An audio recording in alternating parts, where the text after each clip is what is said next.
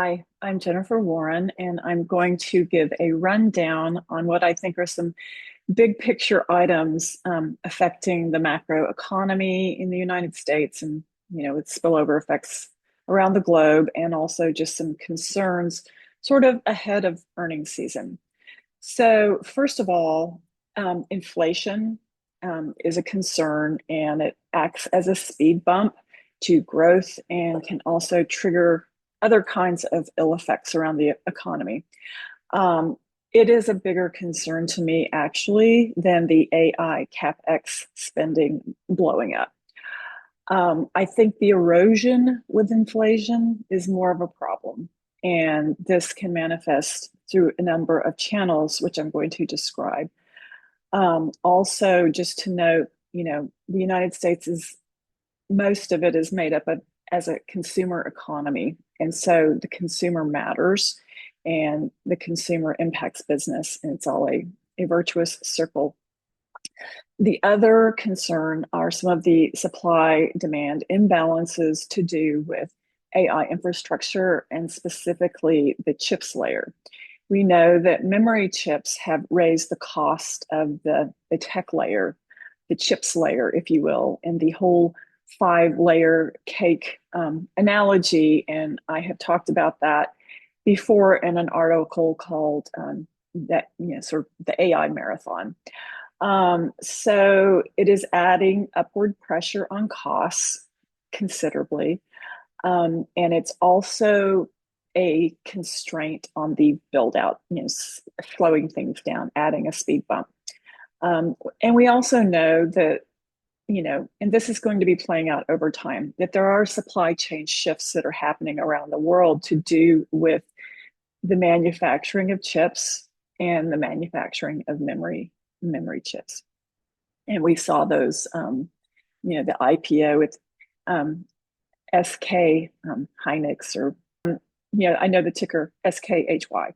So, and then the other thing is the Iran war is adding costs to energy, and specifically through the oil market layer via gasoline and diesel and or diesel shortages and other derivative products from the oil market. And that has manifested more around the rest of the world, particularly Asia, as I mentioned also in some of the other features I've been writing in analysis pieces. So this Iran war, the added costs are partly because of having to reflow supply chains. It adds an element of inefficiency to the flows temporarily until there is some sort of supply chain reform on the energy side. And we do see some of that.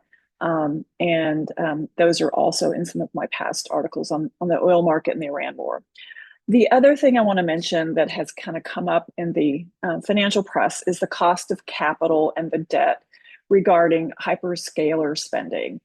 And so far, what I have seen is that their issuances have not necessarily been unwieldy to the market on the interest rate side, as they are high quality counterparties. So now I'm going to dive into a little bit of a sort of a rehash of some of the mangoes theme that I talked about before, and I'm going to drill into just sort of four of them.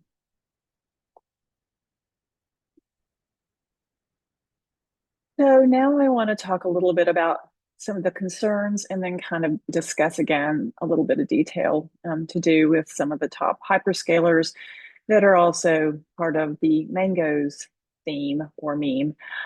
So this is just highlighting a chart from the sort of towards the end of last year. And this is something that's I heard about at a Fed conference, and they were just showing how the AI investment boom is, impacting the economy in a very significant way. And even now, there's been more issues and concerns raised by a recent report from the Bank of International Settlements, I believe. And they were again noting the risks because of how the AI build out is, it's a lot of capital spend, and there are risks to that spend. So I just wanted to flag that.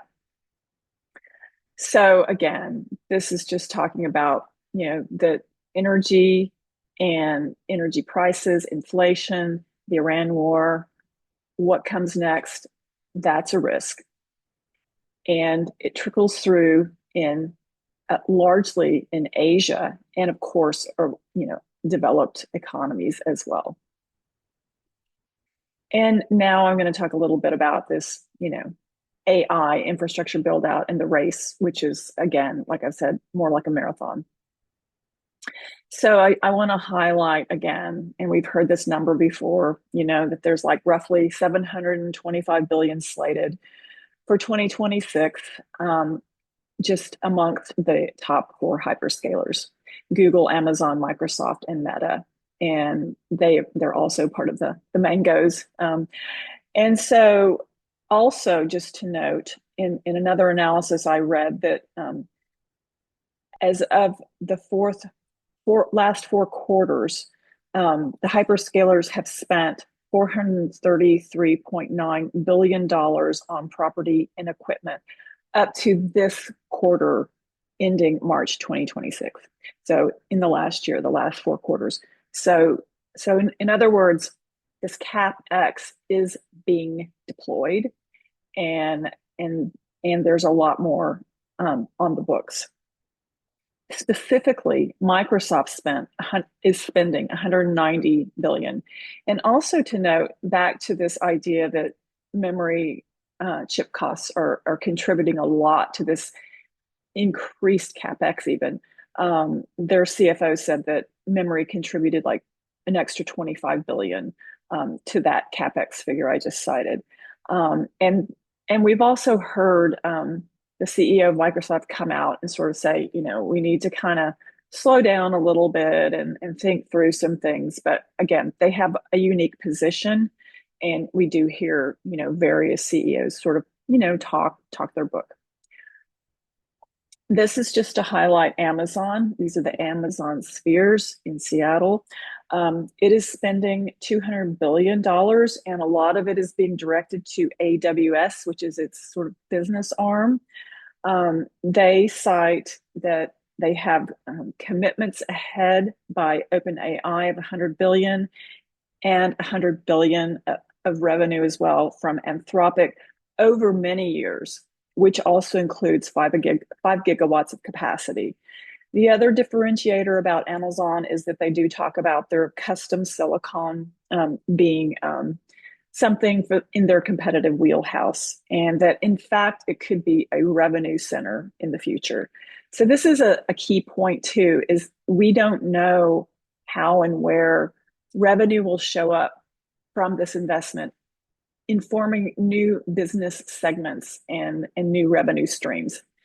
And this also plays out with Meta, and I'll talk about that in just a second. This is just to note that there's still, deals are happening. This is not slowing down. You see deals in every quarter, whether it's frontier model makers and hyperscalers, whether it's big finance and frontier model makers, whether it's big finance and hyperscalers and AI infrastructure builders. It's happening in many ways and through many channels. So to talk about Meta really quickly. So what I want to mention there is that they cite that specifically that memory chips are part of this increased cost. And then they also cite that in the AI infrastructure build out, for which they're building out quite a bit of capacity, that tightness in capacity constraint is kind of a concern. And again, this is a speed bump to the build out, but they're noted as having strong revenue. And so what I want to mention next is just showing a little bit about the AI infrastructure stack. So the silicon chip layer is a big part of the cost of the AI infrastructure build out. And then when you go up, and it all feeds into this, AI build out data center level. It all comes together there. And then this top layer here, this software orchestration layer, this is part, more tightly bound to the AI infrastructure idea. But that application layer, which is the fifth layer of Jensen Huang's 5-layer cake, this is where there's a lot of stress showing up. And I will conclude a little bit about that in a minute. But I just want to kind of show you the stack. And again, lots of cost in this chip silicon layer, which includes memory. And it all feeds into this data center layer. And then the top layer here, application and firms figuring all that out. This has to do with Meta. So Meta said that they are going to start, leasing out some excess compute capacity that they have. And this is a chart showing global spending on cloud services. And this is up to 2029, the yellow being infrastructure as a service, the green being platform as a service. And I've seen another chart out to 2031, and this continues to grow. I just wanted to put a little marker here for this. So as you can see, cloud services and needing cloud infrastructure, which is going to be AI infrastructure, is in demand. It's not going away. It mirrors the digitalization of the economy, and that's happening around the world.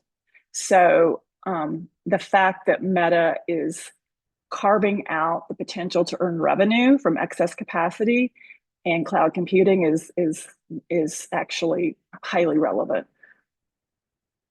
And I just want to mention this because, again, this gets at some of this demand. So just in talking through this, some of the key points. In 2023, between the hyperscalers and leased data center segment, it was just under 50%. Now, the leased data center segment includes a lot of hyperscaler activity.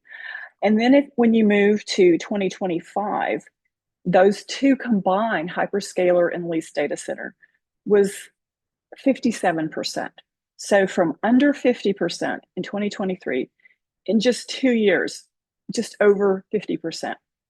And then moving forward to 2029, 2030, those two segments comprise 74 to 5% of the market.